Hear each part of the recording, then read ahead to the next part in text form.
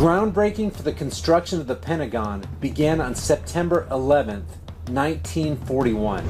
Exactly 60 years later, to the day, Flight 77 allegedly breaches the wall of Wedge 1, striking the outer E-ring of America's symbol of military power. At the time of the 9/11 attacks, the World Trade Center towers were undergoing a fireproofing upgrade to better ensure the building's fire resistance.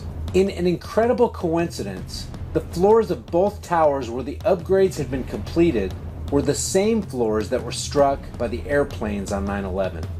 Turner Construction Company, who supervised the demolition of the Seattle Kingdome in the year 2000 and was one of the 4 cleanup contractors at Ground Zero, occupied the 38th floor of the North Tower and was involved in performing those fireproofing upgrades inside the towers in the 3 years leading up to 9/11. One of the contractors in charge of cleanup at Ground Zero after the attacks was Turner Construction Company. Once the cleanup of Ground Zero was fully coordinated, the operations were consolidated under 2 primary contractors, AMEC Construction Management and Bovis Lend-Lease. A truly surprising fact is that at the time of the 9/11 attack, AMEC was just 5 days away from completing a $258 million refurbishment of Wedge 1 of the Pentagon, which began in 1998. Wedge 1 is the exact location that American Airlines Flight 77 allegedly impacted the building. The Bush administration was so resistant to the idea of launching an official investigation into the events of 9/11 that it took over 440 days after the attack to get the investigation started. And this only happened after independent groups put massive public pressure on the government to call for an official inquiry. Key members of the 9/11 Commission, including Chairman Lee Hamilton and Thomas Keane, openly admit that the 9/11 Commission was, quote, set up to fail in many ways, citing lack of funding, insufficient time, Commission members with serious conflicts of interest, and cover-ups. Many Commission members have come forward and openly criticized the government for sabotaging their investigation. 9/11 Commissioner Max Cleland resigned from the commission in disgust, stating, quote, "It is a national scandal. This investigation is now compromised. One of these days we'll have to get the full story because the 9/11 issue is so important to America, but this White House wants to cover it up," end quote. When asked in 2009 if he thought there should be another 9/11 commission, Cleland responded, quote, "There should be about 15 9/11 commissions," end quote. The senior counsel to the 9/11 Commission, John Farmer, who led the 9/11 staff's inquiry, said, quote, "At some level of the government, at some point in time, there was an agreement not to tell the truth about what happened." The 9/11 commissioners concluded that officials from the Pentagon lied to the commission and seriously considered recommending criminal charges for providing false statements.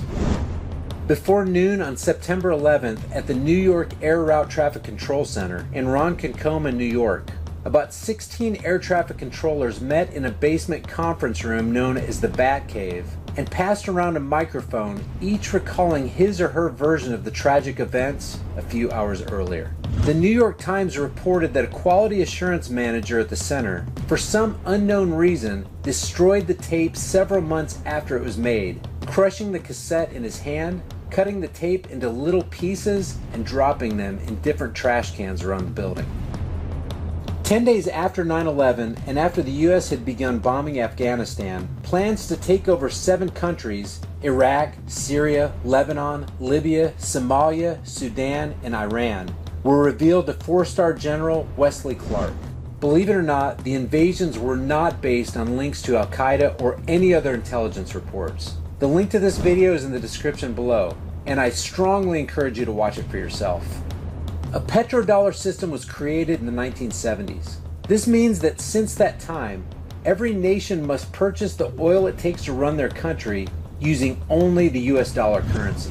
This dollars for oil arrangement has greatly enriched our nation and given us a high standard of living at the expense of other nations and their potential prosperity. If this system is ever disrupted in any way, it will severely threaten the American way of life and the empire of its leaders. Such a massive disruption did occur on September 24th, 2000, a year before 9/11. Saddam Hussein allegedly emerged from a meeting of his government and claimed that Iraq would soon transition its oil export transactions to the euro currency. By 2002, Saddam had dumped the dollar and fully converted to a petro-euro. If other nations followed suit, it would destroy the U.S. economy. Though there was no evidence to support the implication that Hussein was involved in the 9/11 attacks, within a few short weeks after the Afghanistan war had begun, Washington began using the corporate-controlled mainstream media to build their case for a full-scale invasion of Iraq. Soon after that invasion, Iraq was placed back on the petrodollar system, causing them to lose more than 17% of their exchange rate profits. For a detailed description of the massive importance of the petrodollar cycle and how it affects your life, click on this video for more information and it'll open a tab in a new window. By some bizarre coincidence, the Chantilly, Virginia-based National Reconnaissance Office had scheduled an interesting exercise for the morning of September 11, 2001, in which a small corporate jet would crash into one of the four towers at the agency's headquarters. Spokesman Art Hobald said, quote, "It was just an incredible coincidence that this happened to involve an aircraft crashing into our facility. As soon as the real-world events began, we canceled the exercise."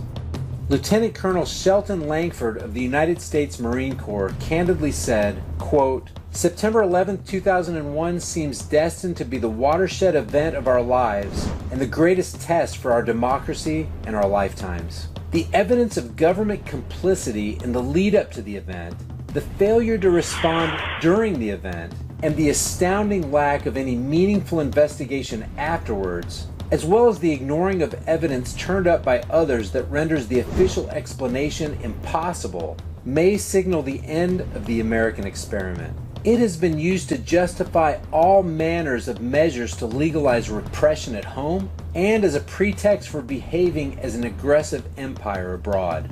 Until we demand an independent, honest, and thorough investigation and accountability for those whose action and inaction led to those events and the cover-up, our republic and our Constitution remain in the gravest danger. When questioned if a formal investigation has ever been launched against Larry Silverstein after admitting that he had given the order to pull World Trade 7 down in a 2002 PBS interview, Senator John Kerry admitted that those who brought Building 7 down did it in a controlled fashion. After the 9/11 attacks, everyone in the White House, from Condoleezza Rice to George Bush, repeatedly told reporters that no one ever envisioned hijackers flying planes into buildings. Maybe they should have consulted with Hollywood. The first episode of an X-Files spin-off called The Lone Gunman, which aired March 4th, 2001, 7 months before 9/11, involved a U.S. government conspiracy to hijack an airliner, fly it into the World Trade Center, and blame it on terrorists, resulting in public support for a new profit-making war. Now there's some intelligence for you.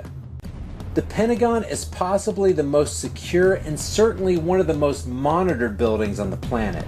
Yet government officials would only release small slivers of footage from 9/11. The Pentagon footage, together with the hotel and gas station footage in that area, only shows an explosion. There is no evidence of an airplane hitting the Pentagon. The official 9/11 report states that Flight 93 crash-landed in Shanksville, a borough in Somerset County, Pennsylvania. However, Wally Miller, a Somerset County coroner and one of the first at the crash site, told the Houston Chronicle, quote, "It looked like somebody just dropped a bunch of metal out of the sky," end quote. The Washington Post quoted him as saying, quote, "It looked like someone took a scrap truck, dug a 10-foot ditch, and dumped trash into it," end quote. After arriving on the scene, Miller said, quote, "I stopped being coroner after about 20 minutes because there were no bodies there," end quote. The Pittsburgh Review quoted Miller as saying, quote, "I have not to this day seen a single drop of blood. Not a drop." Strangely, Miller has since done an about-face on his previous testimony.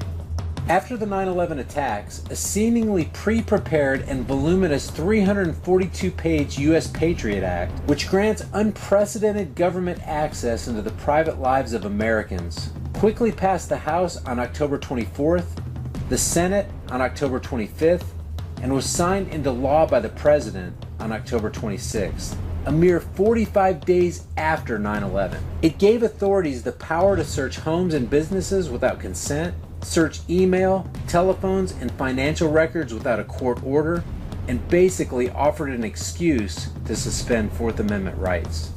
No matter what people may think about him, there's a guy named William Cooper who, on a radio broadcast on June 28, 2001, less than 3 months before 9/11, predicted a 9/11 type event would be blamed on Osama bin Laden, at a time when bin Laden was virtually unknown to the general public. Cooper was found dead in his home less than 2 months after the attacks.